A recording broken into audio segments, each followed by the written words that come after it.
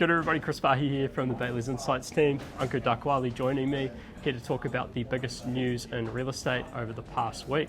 So let's get into it. A little bit of background noise today as well, because we've got our big office cleanup happening down at Bayleys HQ. So over to you, Ankur. So the biggest news this week has been the Reserve Bank increasing the OCR by 50 basis points. This double hike was expected and predicted by most economists. So the OCR has gone up from 1.5 to 2%, and this is directly in target to bring down inflation to their target range of between 1 and 3% per year. And they've also increased their forecasts. So by 2023ish, they expect the OCR to be just under 4% now. Before it was just about 3.5%. Yeah, so it'll be interesting to see how that tracks out over the short term as well, I guess. Yeah, cool. Moving into the housing market, so OneRoof released their most searched for keywords across their platform over the last sort of year and a half.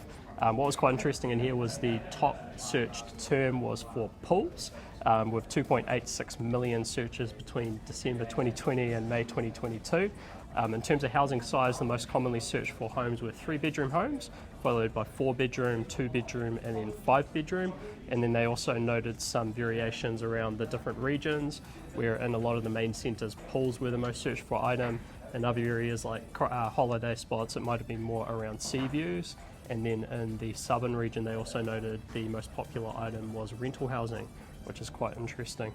So next up, we have a New Zealand Post that released their e-commerce spotlight for the last quarter, and it showed that New Zealand has spent about $2.2 billion online in the first quarter of 2022, which is about up 33% from Q1 21 and about double from the same time 3 years ago. So it just shows that we're spending a lot more money online, and it's just become the norm now. And one of the big themes that we had in our previous industrial updates was the demand driven by e-commerce companies, and they're just taking up a lot more space in an already very tight industrial market around the country. Next up, so Kiwi Property released their annual results and presentation, highlighted some interesting things that they're doing in the mixed-use asset space. So just to go through, because they've definitely been quite busy, so they've got construction started on a build-to-rent development, so apartment rental tower at Sylvia Park, 295 apartments, valued $221 million. They're underway with 3 Te Kehu Way, which is an office building, around $63 million value. This will actually include some co-working space and medical space, and they commented that that's now 30% pre-committed. They've sold 3.2 hectares of land to IKEA at the back of Sylvia Park. They're also planning a 6,500-ish square metre large format retail centre adjacent to the IKEA. They've got resource consent for a 25-storey mixed-use tower at Lynmore, and then finally, to top it all off, they're planning a big array of solar panels on the top of Sylvia Park. They've definitely been busy, and I guess what this shows is that big transition to mixed-use investments, which they've been targeting for a little while now, as opposed to, I guess, their heritage of retail and office. Now, alongside Bayleys' Total Property commercial magazine, Bayleys has also released their sales snapshots. So a couple of sales that we'd like to point out is 14 Blackburn Road in East Tamaki, which is about a 4,750 square metre facility in a heavy industrial zone, and it was sold for $13.5 million with vacant possession. 18, 20 and 22 Durham Avenue and 39 South Walk Avenue in Tamatea and Napier, about 3,000 square metre land across 3 titles. Currently occupied by a medical centre, but residential development is a potential on this land. So it's sold for about $2.65 million on a 4.3 yield, or that's about $870 a square metre on the land. And 92 to 96 Main Road and 14 Tower Street in Tower, Wellington. It's an industrial complex with 3 buildings, totaling about 4,000 square meters, leased until 2027. It's sold for $7.6 million at a 6.38% yield. And lastly, the 719 Holswell Junction Road in Hornby, Christchurch. It's a 4,100 square meter A-grade industrial facility, leased until 2029 with a solid tenant in place, and it was sold for just over $11 million on a 5.5% yield. Awesome, nice work. Yeah, there's a good selection of sales there, which I think gives some interesting benchmarks across the country as well. Moving offshore, so in global news, Knight Frank, our global partner, released their latest Australian industrial review. In their overall findings were massive amounts of demand vacancies at historic lows, strong rental growth and a strong appetite from investors, so very similar to what we're seeing in the New Zealand industrial markets. In Melbourne, they've also observed that nearly all of the spec buildings due for completion during 2022 have been pre-leased. Industrial land values are also skyrocketing in that market, with prices for blocks below 5,000 square metres rising by about 14.5% over the last quarter, and larger lots up by about 7.7% over the quarter as well. And this is interesting because it's a similar story to what we're seeing in the main centres around New Zealand, Auckland, Tauranga, Wellington, Christchurch, all experiencing increasing shortages of industrial space and similar impacts in terms of demand, super low vacancies, strong rental growth and appetite from investors.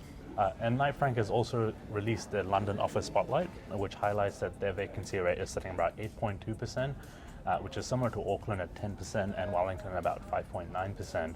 A couple of reference points for prime rental rates. So it's about £75 per square foot, which equates to about $145 New Zealand dollars per square foot, or about $1,560 per square metre.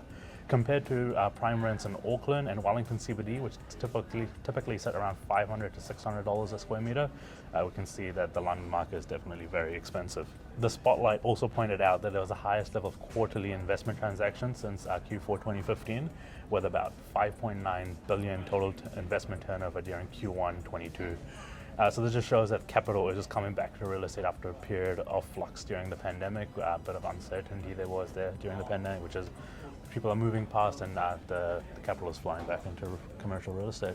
Yeah, it's interesting because that capital, the timing of that capital flow largely coincides with a lot of work from home policies starting to be pulled back as well. So I guess shows renewed confidence in the office sector, which is exciting.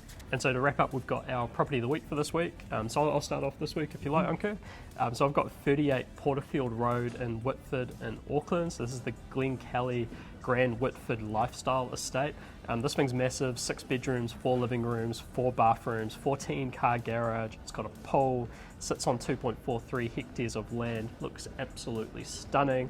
And so if you want to learn more about this one, you can talk to Angela Ruddling or Michael Chur of Bayleys Howick. On that note, if you're interested in lifestyle blocks, we've actually been doing a little bit of research in that space, and over the next week on YouTube you'll see a video pop up looking at the price premiums for lifestyle blocks in the Auckland region relative to the drive distance to the CBD. And so that said, Ankur, what's your property of the week? Yes, I've taken a slightly different tack this week, so I've gone for 71 Franklin Road in Waiohiki in the Hawke's Bay. So this is a quality G3 red and green kiwi fruit orchard located between Hastings and Napier. That's about 19 hectares, which encompasses 13.7 hectares of fully licensed G3, 1 and 2 year old plantings of 1.8 canopy hectares of red ruby, and about 2 canopy hectares of Hayward kiwi fruit. So if you want to learn more about this turnkey operation, contact Tony Rasmussen and Jeff Cavern from our Havelock North office. That's a stunning property. Obviously that sun gold kiwi fruit's doing awesome at the moment. So yeah, that's a great choice of property. So that's it, we'll wrap it up here. So thanks, Ankur. Thanks, Chris. And we'll see you next time. See you, bye. Bye.